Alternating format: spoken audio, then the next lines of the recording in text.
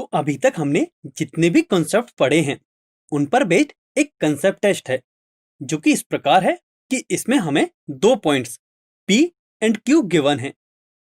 P के coordinates है 4,2,-6 and Q के कोऑर्डिनेट्स हैं 10,-16,6।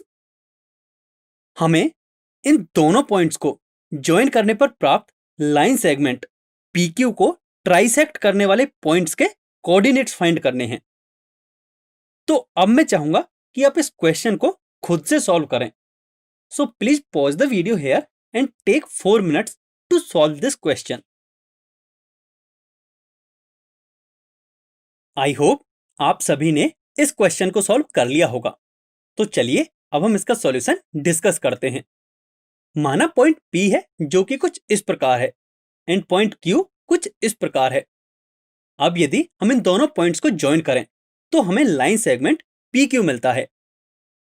अब सिंस हमें इस लाइन सेगमेंट को ट्राइसेक्ट करने वाले पॉइंट्स के कोऑर्डिनेट्स फाइंड करने हैं। माना लाइन सेगमेंट पर पॉइंट R एंड S इस प्रकार हैं कि ये दोनों पॉइंट्स PQ को ट्राइसेक्ट करते हैं। अब हम इन दोनों पॉइंट्स के कोऑर्डिनेट्स फाइंड करते हैं।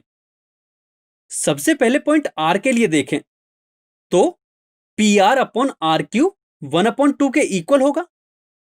सो पॉइंट R PQ को रेशियो 1:2 में इंटरनली डिवाइड करेगा। अब पॉइंट R के x कोऑर्डिनेट की बात करें तो यह इसके इक्वल होगा एंड इसे सॉल्व करने पर हमें x कोऑर्डिनेट मिलेगा 6।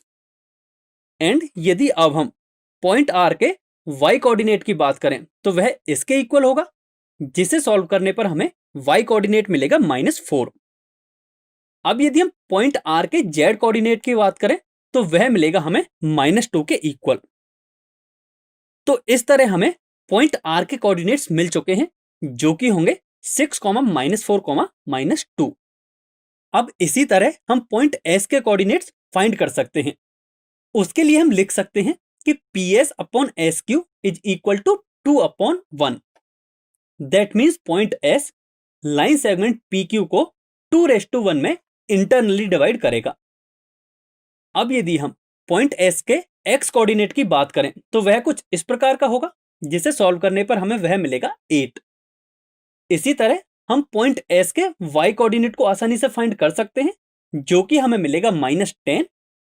एंड पॉइंट S के z कोऑर्डिनेट को भी हम आसानी से कैलकुलेट कर सकते हैं जो कि हमें मिलेगा 2 के equal. That means point S के कोऑर्डिनेट्स होंगे 8, -10, 2। तो इस तरह आप यहां देख सकते हो कि हमें लाइन सेगमेंट PQ को ट्राइसेक्ट करने वाले पॉइंट्स के कोऑर्डिनेट्स मिल चुके हैं जो कि पॉइंट्स हैं R and S and R के कोऑर्डिनेट्स हैं 6, -4, -2 एंड S के कोऑर्डिनेट्स हैं 8, -10, 2। आई होप आप सभी को इस टॉपिक में हमने जितने भी कंसेप्ट पढ़े हैं वो सभी अच्छी तरह से समझ में आ गए होंगे।